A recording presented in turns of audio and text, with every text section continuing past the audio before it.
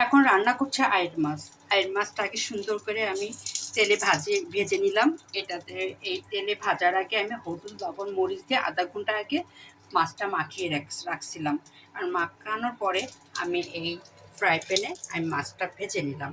কারণ এই ভাজা তেল দিয়ে আমি কি করব, মশলাগুলা দিয়ে দিব। আমি অলরেডি হলুদ, লবণ, আদা, রসুন আর যাবতীয় মাছের জন্য যা যা মশলা আমি সব কিছু রেডি করে রেখেছি। এখন আমি ওই ভাজা তেলে আমি মশলাগুলো দিয়ে দিলাম, যাতে আমার তেলটা নষ্ট না হয়। কারণ মাছ ভাজা তেল দিয়ে কিছুই করা যায় না এই মাছ রান্না করা ছাড়া। আর আমি এই জন্যই আমি আগে থেকে রেডি করে রেখেছি যে আমি ওই তেল দিয়ে মশলাটা ভুনা করে নেব। যা মশলাটা আমি সবই দিয়ে দিলাম। আমরা পেঁয়াজ বেশি খাই, এই জন্য পেঁয়াজ রসুন বেশি দিয়েছি।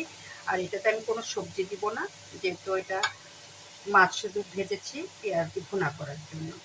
আর এই ভুনা তরকারি আমার সাহেবের খুব পছন্দ। আমি যেদিনকে ভুনা করি সেদিনকে উনি খুব খুশি হয় খেতে বসলে। তাই চিন্তা করলাম যে বেচারা ভুনা যেহেতু পছন্দ করে, তাহলে এই আইড় মাছের মধ্যে আর সবজি দিব না। আর আইড় মাছটার মধ্যে সবজি দিলে ভালোও লাগবে না, এটা শুধু পেঁয়াজ দিয়ে ভুনা করবো। এই দেখুন পেঁয়াজের পরিমাণ অনেক বেশি।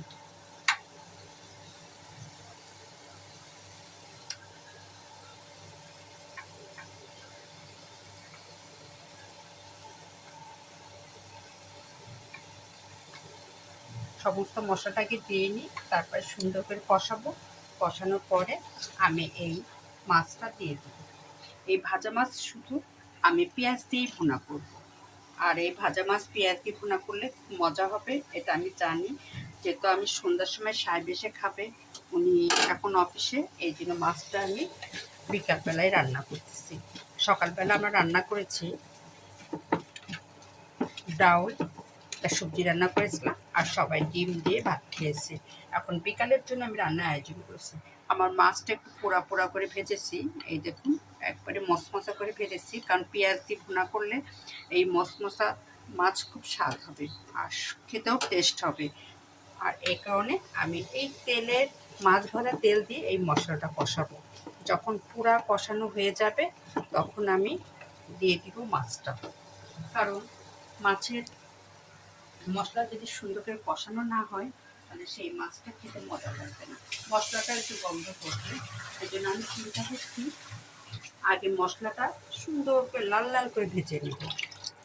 ভেজে নেওয়ার পরে যখন পুরাটা বাদামি কালার চলে আসবে, তখন আমি এই মাছটা দিয়ে দিব। এই মাছটা দেওয়ার পরে আমি আমার পরিমাণ মতো ভুনা করার জন্য যতটুকু ঝোল দরকার ততটুকু ঝোল রাখবো, রেখে জিরার গুঁড়া দিয়ে নামিয়ে ফেলবো। কারণ আমি বরাবরই আমরা জিরার গুঁড়া খাই, আর এই জিরার গুঁড়া আমাদের জন্য খুব টেস্টি। আমি জিরা বাজার থেকে নিয়ে এসে ভেজে সুন্দর করে ব্লেন্ডারে মিহিন করে রাখি। যে তরকারি রান্না করি না কেন আমি জিরার গুঁড়া দিই। ভিডিও আর বেশি বড় করব না, যেহেতু বড় করলে অনেক বড় হয়ে যাবে, দেখতে ভালো, আপনাদেরও দেখতে ভালো লাগবে না। এজন্য এই মশলা কষাতে থাক।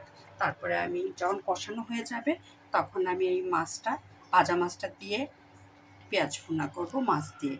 তা আজকে আমি রান্না করছি আইড় মাছ দিয়ে পেঁয়াজের ভুনা, আর এটা অনেক টেস্ট হবে। এখনও কষানো হয়নি, কালার আসেনি, এই জন্য আমি ছেড়ে দিলাম যে রান্নাটা রেসিপিটা বলে দিই। এখন আইড় মাছ দেওয়ার পরে ঝোল মাখা মাখা রেখে জিরা দিয়ে নামিয়ে ফেলবো। এখানেই রাখলাম, আল্লাহ হাফেজ।